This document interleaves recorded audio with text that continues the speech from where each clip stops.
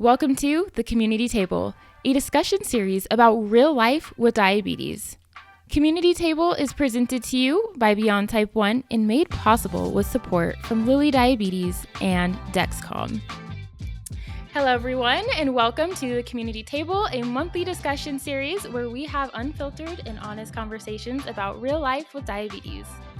I'm Tiana Cook, Senior Community Manager at Beyond Type 1, where our mission is to help people with diabetes stay alive and thrive. Today, we are honored to speak with Michelle Hale and Dr. Monica Gomberg. Dr. Gomberg is the Vice President of Clinical Care and a board-certified endocrinologist at Blue Circle Health, specializing in type 1 diabetes care. Michelle resides in Florida and has been living with type 1 diabetes for 26 years. She is a mom, a realtor, and an influencer. She has a show on Instagram called Mondays with Michelle on her platform at The Global Diabetic. Monica and Michelle, thank you so much for joining us today. Well, let's just jump right in. So I'm excited about this conversation for so many reasons. And one of them being that we have an endocrinologist right in front of us that we can ask questions to.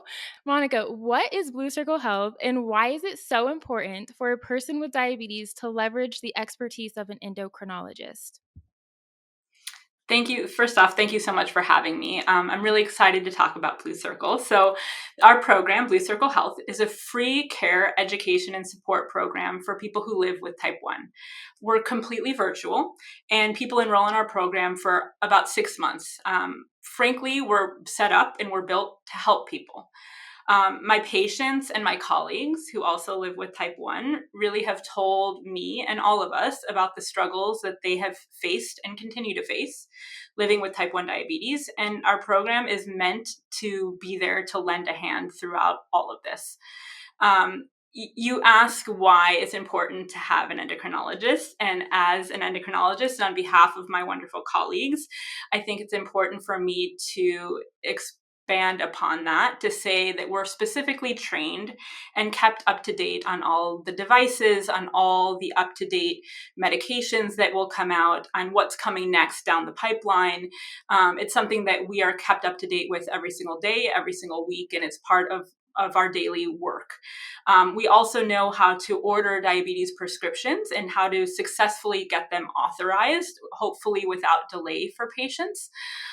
It's part of, the struggles of healthcare that we all face, and it's something that we deal with day in, day out. And lastly, we enjoy working with diabetes and with patients who live with diabetes. It's really an honor. And so it's something that I hope patients want to come see us. And I know that's not always the case, but I think that there's a lot of work we can do to improve that. But I would be remiss to stress that only an endocrinologist is needed. And I think that's a big key here. An endocrinologist is not an educator, is not a counselor, is not an insurance navigator. And there are many important teammates in a patient's care. For example, Blue Circle, we offer the opportunity to put all those people together in one room and be a one-stop shop and acknowledge that everyone can work to their level of expertise and help the patients in what they need in the best way that they need. So, as an endocrinologist, I'm one part of a whole. And I think it's important. All of us are important, but most importantly, figuring out what the patient in particular needs and serving that. So I hope that answers your question. That was such a good answer, and I love that you mentioned that it's a bigger team, right? Like there are so many people that play a critical role in one's diabetes management journey.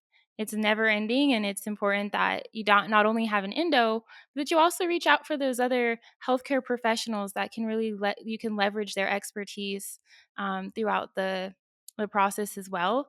And you made a really good point.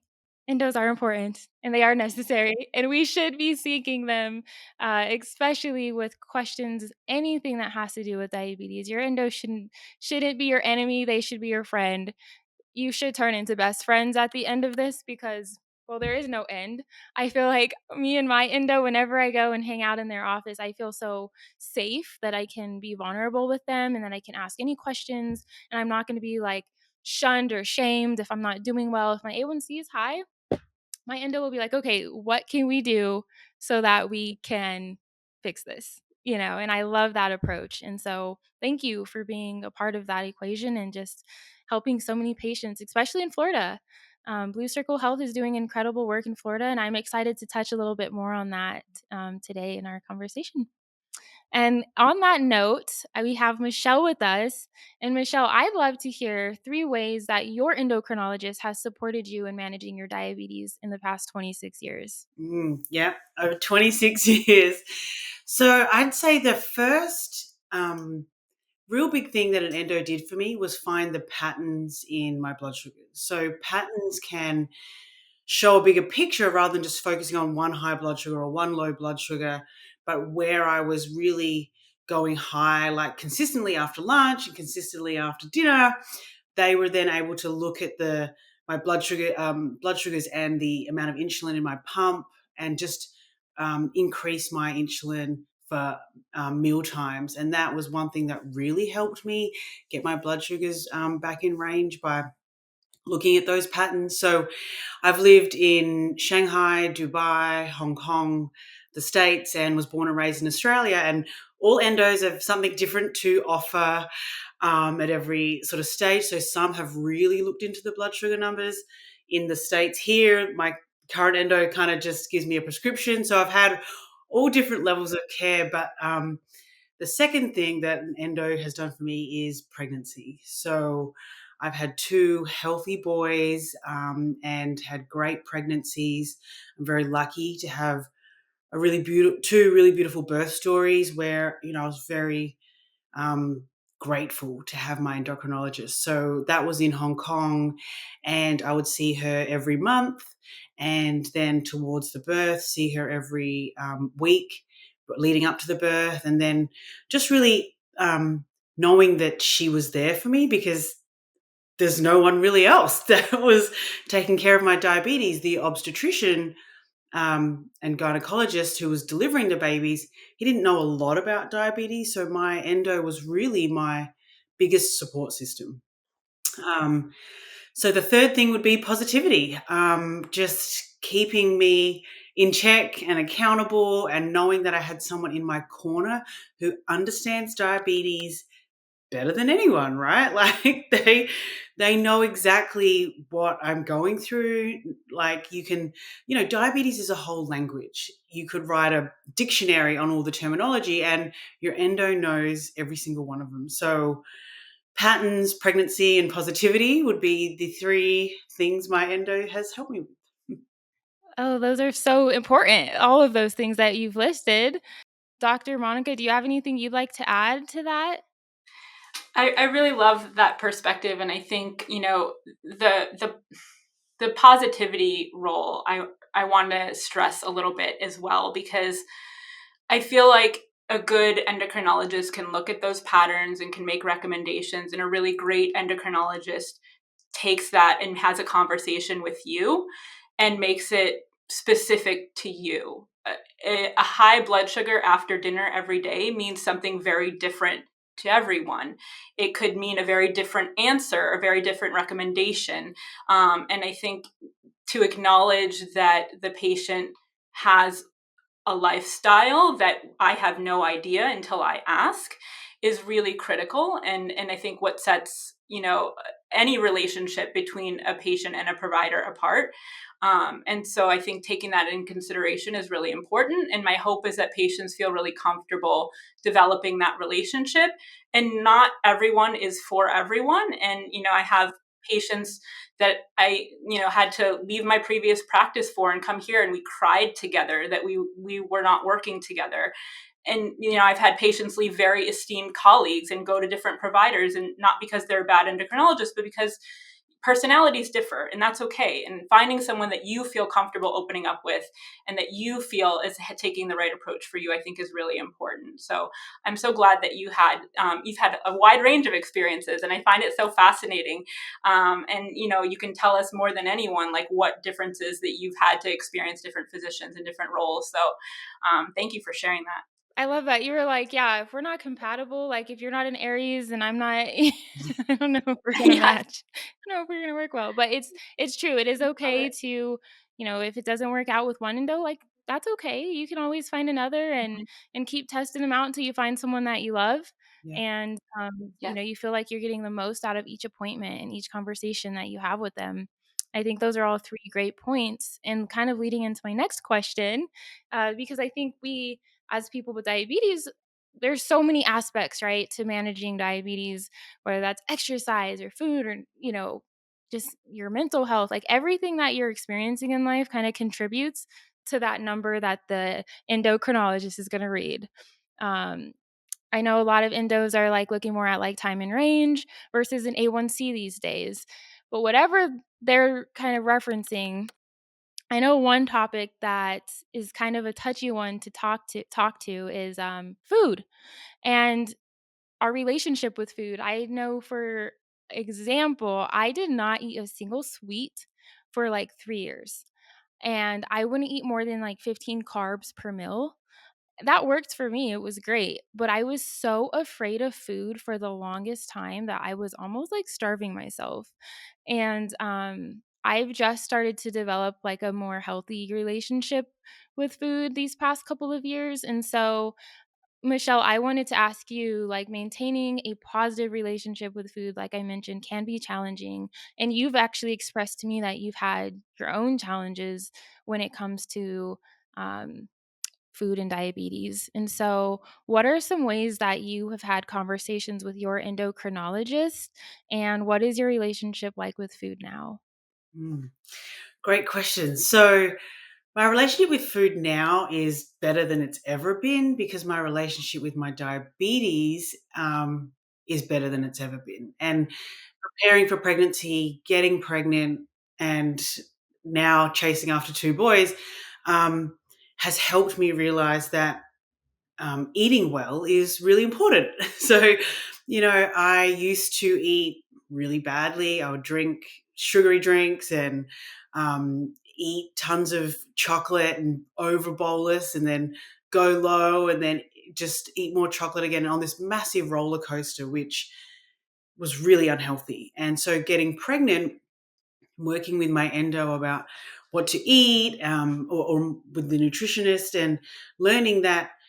Um, I don't have to be on such a big roller coaster, that I can reduce the roller coaster and still eat great food.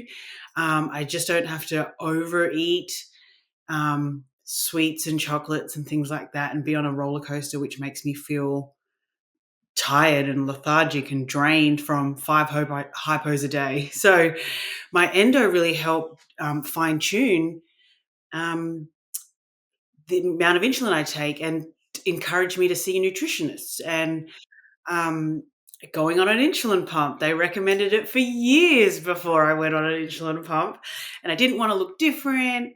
And preparing for pregnancy, finally, I said to myself, I need to go on an insulin pump. So, if it wasn't for an endocrinologist, I probably would never have gone on one because I just didn't want to look any different. Yeah, that's a great answer.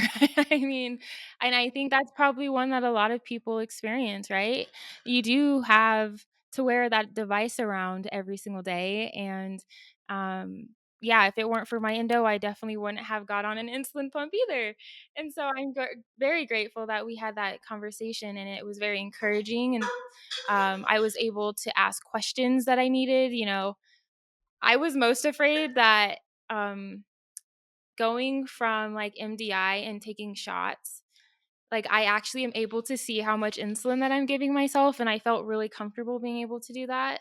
And then I was like, I don't know, like, in my head, I'm like, what if the pump does this or what if it does that? And I got really nervous about that component, but once I finally started, the pump, it was great and the best decision that I've made for my diabetes. So, I'm glad that you're on one too now.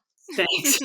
I have a question for Monica, though. I'm just wondering, what are some of the biggest challenges you see when people come into you about food, and how do you direct them to find help if they're having issues with eating too much or not eating enough or eating the wrong food? Yeah, so I think immediately I've had way too many patients that have come to me and we've talked about their food throughout their visit. And at the end, they're like, you didn't yell at me. And I was like, what do you mean? Like, yell at you? It never occurred to me to yell at you at your appointment. And the experience, of course, is like they have felt chastised. They have felt like this discussion around food has always been like, you shouldn't eat that. That's bad. This like good versus bad. And therefore, I'm choosing bad things. And I have to come see this person because it's the only way I get my insulin. And I'm just yelled at, and it was heartbreaking for me, and it happened way too much. So to me, I feel like the best conversations that I've had with patients has been remembering my role and understanding like I'm here to provide medical advice, to advise on complications, and to guide, the patient on medical concerns or on opportunities such as a pump that you talk about. And so maybe switching that in a way and shifting it in my head to say, what is your concern? Let's look at this report together. What is happening here? Let's focus in on this. And changing it from a role of like, what are you eating? And here's what you need to do differently, to tell me what's going on here. Let's look at this together. Tell me what you're facing. What happened yesterday at 2 p.m. Let's look at this graph together, and let the patient open up and let the patient say, oh, well, it's because I did this, or it's because I ate this. And then I can respond and say, okay, do you want to talk about that? That to me has been like how it's been really successful, and how I've had like good relationships with patients that way.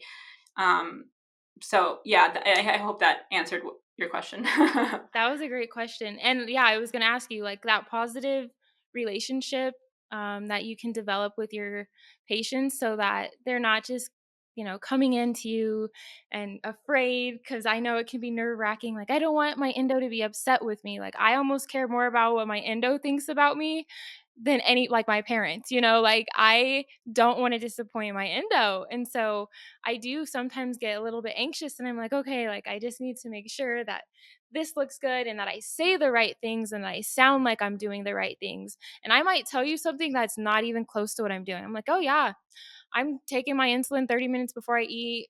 I'm eating like good carbs. We're making sure that we got the protein. And that's a lie. Like I probably had like pizza the last 3 days. I'm eating ice cream, cake, cookies, like you name it, not doing what I'm supposed to be doing. And so I think having that relationship where it's like, yeah, like this is what's going on. I'm not going to sugarcoat things. I'm not going to lie to you, because the endo is there to help you, and they can't help you if you're not being truthful with them on about what's going on. So Exactly. And I feel like it's only going to contribute to like building walls between me and a patient by coming in and being like, tell me what you're eating, or it's all about your food.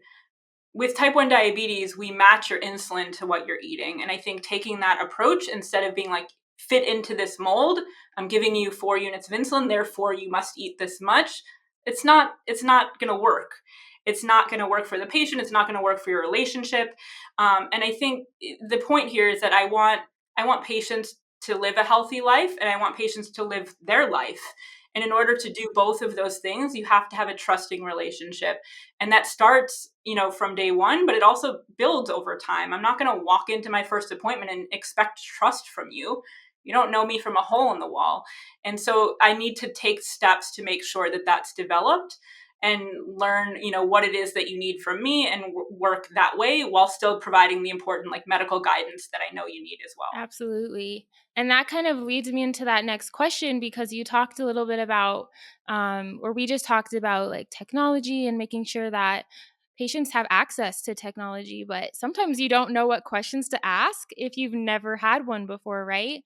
And so, Monica, like, what are some barriers that you've seen people have when it comes to using technology? And what would you say to someone who might be interested in getting started on some technology, but they might not feel entirely comfortable just yet? Yeah, that's a great question. I think, unfortunately, one of the biggest barriers is affordability of devices. You can watch all the amazing YouTube and Instagram videos and watch the TikToks and see these amazing things out there. And then when it comes down to it, your insurance doesn't cover it, or you don't have insurance. And how are you going to pay for that? And that to me is a broken system that we have. But what we can work with is at least guiding you to say, like, here's what might work within what we can do, for your finances or for your insurance plan. I think the second most like common barrier that I see is getting a successful prescription.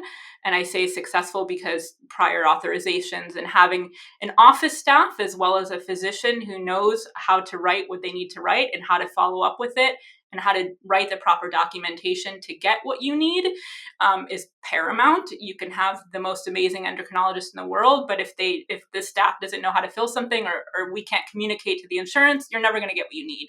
So both of those things are really huge. But the other part too is I love when my patients come to me and say, like, hey, I saw this new device. I saw the eyelet. Tell me about it. Like, is it good for me? And we talk about it.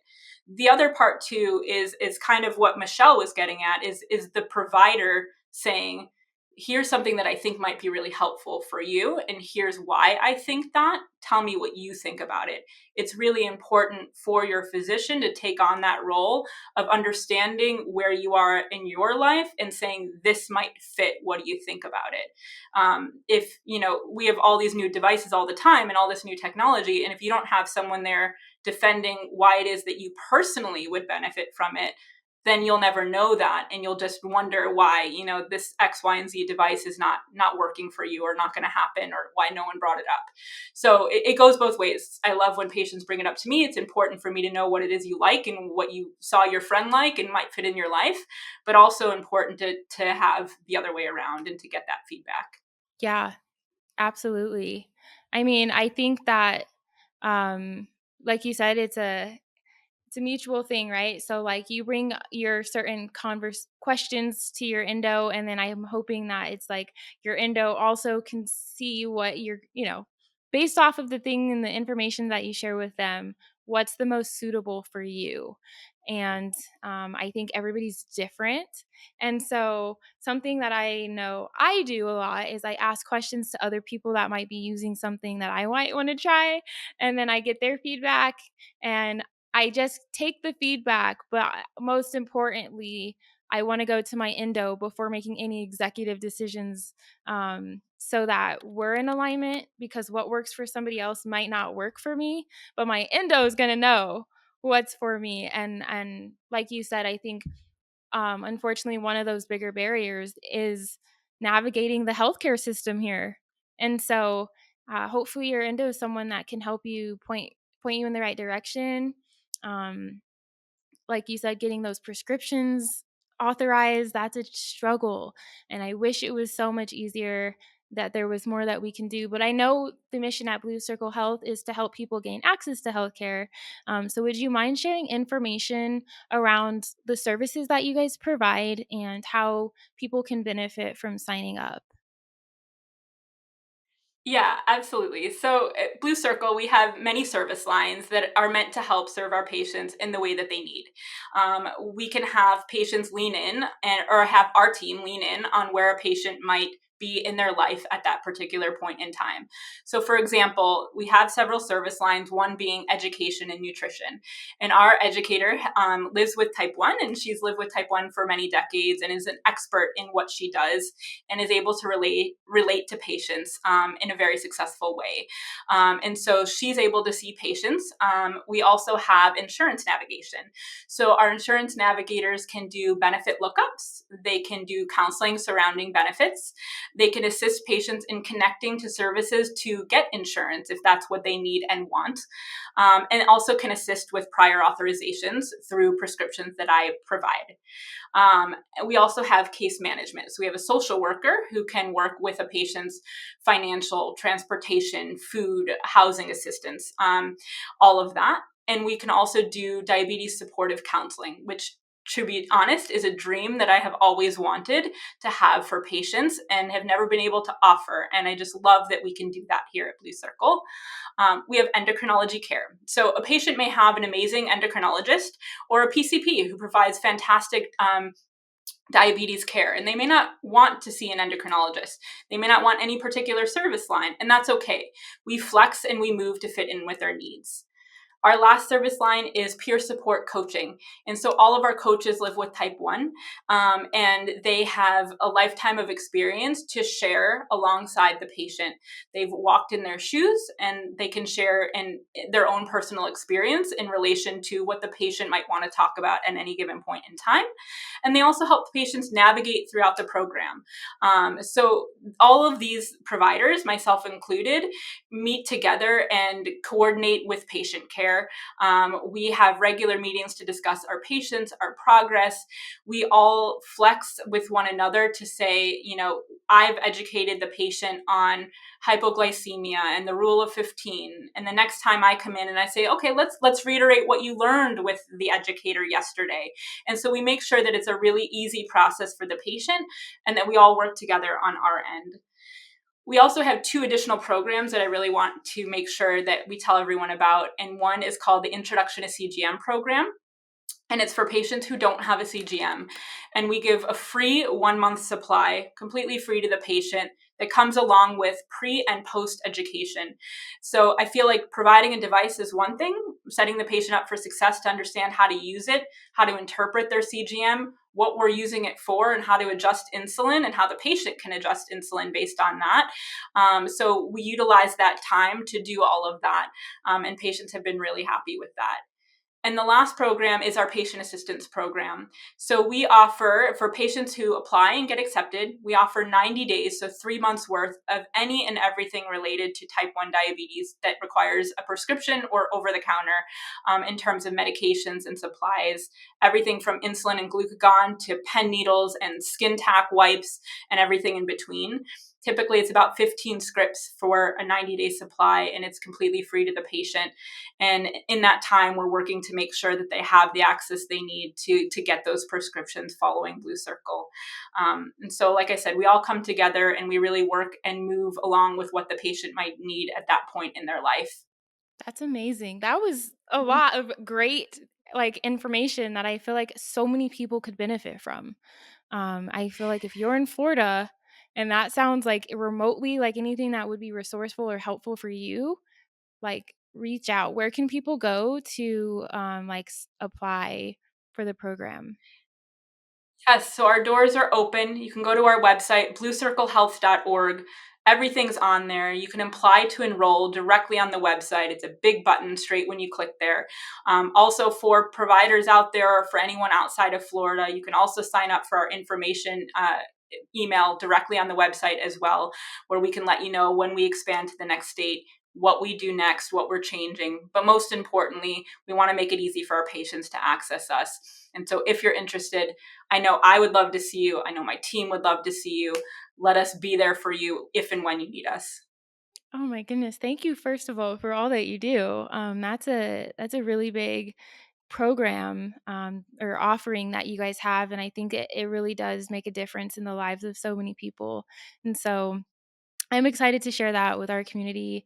And if you know of somebody that could benefit from your guys' offerings, I'm saying this to anybody watching this, please, please, please refer them over to the Blue Circle Health team, because they will really benefit in so many ways from taking part in their offerings there. So thank you. I know we've been at this for a while. I feel like I could talk to both of you all day long. I've got so many questions, and I want to just be respectful of your time. So to close this out, Well, can I say one Hal? thing? Yeah. One sec. I'm blown away. This is like everything that you're doing has I've dreamed of and wanted for people who need access to care and education. So thank you, Monica. I'm gonna sign up. I mean, I want you as my endo. I'm like, I need this. I help people live a positive life with diabetes. I love helping other people, but I need help as well. I need to take care of my own diabetes, put your own oxygen mask on first. And so thank you for what you're doing. I am definitely going to look more into Blue Circle, and I'm got tears in my eyes because it's really important what you're doing. And, there are so many people that can't afford insurance or get access to care. And so what you're doing is really amazing. Thank you. Thank you so much. It's a dream, and it's something that all of us at Blue Circle have dreamed of for so long. And it has felt heartbreaking to not be able to provide this to patients until it was created, until we're here doing it. And we learn from you, we learn from Tiana, we learn from all of you about what our patients need. And so please always give us that feedback and let us know what we can do differently and better. And we want to constantly be here to serve what is really needed. So I'm so fortunate to be here with both of you, and I really appreciate it. Well, thank you. Thank you both. This is so amazing. And I feel like this is why these conversations are so important. We not only unite the diabetes community, but the resources that we're providing people that they may not have known about, right? And so, Michelle, hopefully you may know some friends and I know some friends, and we can connect them with the free resource. Like the biggest key here is that it's free. You're not asking for anybody to give too much. You're just asking them to show up, and it's for the betterment of their own health. And why not, right? Like I think we're on this constant journey to just be better humans, better people with diabetes, and this is a great way to just continue on making sure that we're taking the best care of ourselves. Yeah. And I just want to close out. I have to ask these last two questions. So, Michelle, what is one question that you ask your endo every single time you go to an appointment? What's my A1C?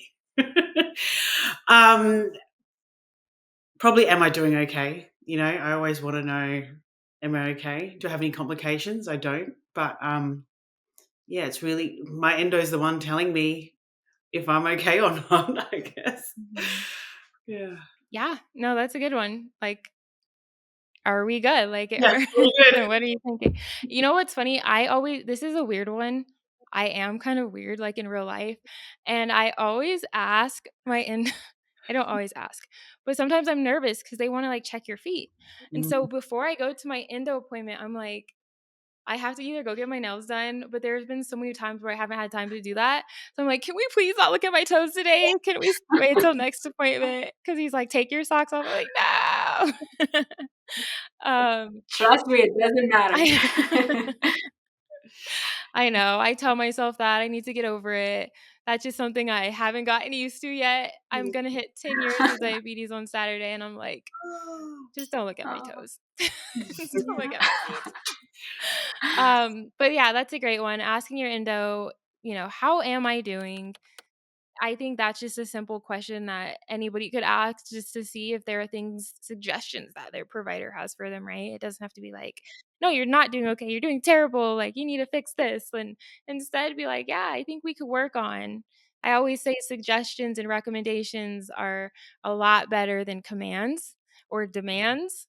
And I am very much more receptive, whether it's my family or my endo that's telling me about my diabetes. I'm way more receptive when it's a open conversation where I feel like I'm not being attacked. I feel like we're kind of working towards a positive direction. We're mutually working towards a goal that we want to achieve. And so, yeah, I like that question. And Monica, one more question for you. Um, if I was like just newly diagnosed, or if I'm just a person living with type 1 diabetes, and I had to make a list of 5 important questions, that sounds like a lot. How about 3 important questions to ask my endocrinologist? What should I ask at an appointment? That's a great question. So, to me, newly diagnosed, first and foremost, question one would be, what insulin do I take and what does it mean? And I think that second part is key because I think it's so easy for me to say, take this much Lantus and this much Novolog, and you would not have a clue what long acting means, what you do in an emergency scenario, how you respond to things. And I can't imagine if I were feeling that way, I would be panicked all the time. What happens when the shoe drops? So it's what does this mean is really important. Second question, I would say, who do I need to have on my team? Your endocrinologist is really important. There's also the people at home who need to be trained on how to give glucagon. There's also understanding the educator being really important, especially at that first diagnosis. And so it takes a village, so to speak. And at Blue Circle, having that coach on your side, someone who's been through it, I think those are really key, important questions. Um, One thing that I think doesn't get as much weight that I feel like it should is that question of, can I keep doing the things I love? Can I keep running? Can I keep exercising? Can I keep eating this? Whatever it is that you love, ask that question, because I feel like so often patients come back to me and they're like, well, I'm feeling really sad. I'm feeling really down and depressed. And the answer, when I ask why, is because my entire life I've loved running marathons. I've loved getting up in the morning and having a run, and I stopped doing it. And I was like, why'd you stop doing it? Because I thought you were supposed to. Because when I'm on insulin, I went low, and I thought that's what I was supposed to do. And it breaks my heart to know that, like, something you love so much in your life, you thought you had to give up because of diabetes. And so I want you to ask your endocrinologist, do I need to do anything differently? Can I keep doing this? Because the answer should be yes. I can't imagine what the exception would be. The answer should be yes. And the answer should also come with, and here's what we can do to make sure that you can do that. We all need you as our endocrinologist. Yeah. I think only deep sea scuba diving is probably the only thing, maybe. There you go. Yes. Yeah, I feel like there's so many things that we love doing, and as people with diabetes, there should be nothing that we feel like we can't do. And so, as we talked about earlier today, keep searching until you find that endocrinologist that you feel like, this is my person. Like, we're gonna do this. We're not breaking up. And even if you have a breakup down the line, like, hopefully it's a good one. But we don't want things like that. It's a forever thing. We want to find the endocrinologists and the healthcare providers that make sense for us. And Dr. Monica mentioned, like, it's a team, right? There are more people on this team that are going to really be pivotal in the success of our diabetes management and our health with diabetes, so that we can have successful pregnancies, and we can be athletes, and we can run marathons, and we can just do whatever we want and do it with a smile on our face, right? That's what life is about. And we can eat the food that we want. I'm just like going on a tangent because I just love this conversation. I'm just so grateful for both of you spending your time here with us today, sharing your expertise, your experience, and of course, your knowledge. Um, and I really hope that, anybody who's watching this, if anything we talked about resonates with you, I just hope that you're able to find those resources. Again, Blue Circle Health is the org. They're in Florida right now, but we're hoping to expand soon. But if you live in Florida and you feel like you could benefit from enrolling, it's bluecirclehealth.org, right? And then you're going to click on the enrollment tab up top. Fill out the application and you'll hear from their team, so you can get those resources that you need. Anything else that either of you ladies wanted to add before we jump off today? I would say don't be afraid to seek help. Apply. Don't just feel alone and be in your bedroom crying, because endos like Monica are here to help. They want to help you, and you don't have to do this alone. We are stronger together. I lived for 16 years without talking to anyone about my diabetes, and now you can't shut me up. I'm loud and proud about it. So it's really important to just make that first step, to apply online and to speak to someone like Monica and her team, because that's how you change your relationship with your diabetes and become more connected to yourself. And then what you eat gets better, and how you take care of yourself. And, just the long-term complications, being 40 years old now, are becoming more prevalent. When I was 14 years old, I was not thinking about the long-term complications of diabetes. So get in touch with bluecirclehealth.org and sign up and just be on your path to better health. Yes, I love that. And I'll add that life constantly changes, and that what might have been serving you for many years could change. And I think some people want something different. Some people need a restart. Some people just need someone in their corner fighting for them. And we are here to fight for you and with you. And so, if we're able to help you in any way, if one member of our team can lean in and help you, if 6 members of our team can lean in and help you, that's what we're here to do. So definitely reach out, and we're here, and you're not alone. Thank you. Thank you both. This was a really incredible discussion, and I took a lot from it myself. So thank you for your time once again. We do also recommend becoming a member of our Beyond Type 1 community app, where you'll be able to join our community of allies, members, and friends who are also impacted by diabetes. The app is a wonderful place to connect with others and share your story, find resources, but most importantly, support. You can find it in the App Store, and it's community.beyondtype1.org.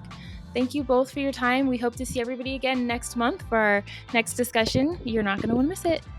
Thanks for listening to this episode of The Community Table, presented by Beyond Type 1 and made possible with support from Lilly Diabetes and Dexcom.